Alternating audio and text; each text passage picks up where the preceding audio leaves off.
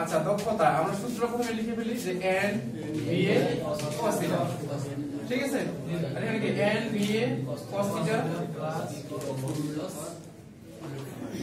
n square p cu f, এখানে কি percentage, ঠিক আছে।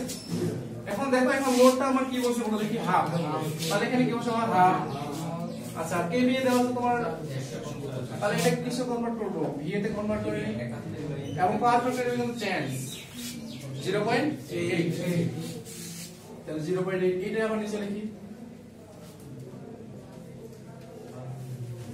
এখন কোর লস কত ছিল 1.4, তাহলে এটাকে আমরা কনভার্ট করে নিই ওয়াটে, আবার এখানে হাফ স্কয়ার ইনটু কত হবে 1.6 ইনটু 10 টু দি পাওয়ার 3, এটা কি এখানে যা আসবে তাই কত 97.08। আচ্ছা ঠিক আছে,